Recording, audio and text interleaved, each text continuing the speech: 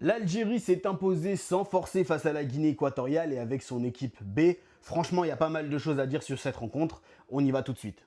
Tout ou presque s'est joué en première période pour l'Algérie puisque les Verts menaient déjà 3 buts à 0 peu après la demi-heure de jeu.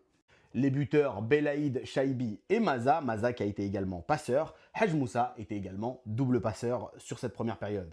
Autant les Algériens ont mené leur adversaire sur cette première période, autant en deuxième période, franchement les choses étaient beaucoup plus compliquées.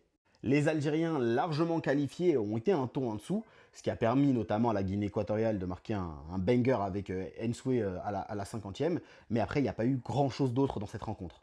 C'est dommage d'avoir encaissé ce but puisque l'Algérie perd la possibilité d'être la meilleure défense de la phase de groupe, et il est aussi dommage de ne pas avoir marqué d'autres buts puisque dans un match comme celui-ci, il y avait la place de terminer avec 3 ou 4 buts supplémentaires, ce qui aurait permis à l'Algérie de prendre la tête également de la meilleure attaque.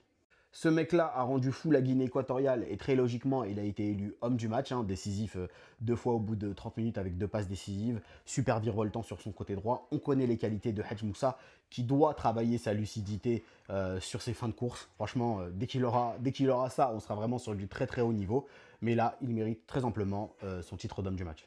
L'autre homme du match, ça aurait pu être lui encore une fois, buteur et passeur. Maza, on sait, a le niveau pour jouer pour les plus grands clubs européens. Il est annoncé ces derniers temps au Barça, mais il pourrait très bien jouer au Real, au Bayern ou encore à City. Bref, c'est du très très très très haut niveau. C'est vraiment la pépite algérienne du moment.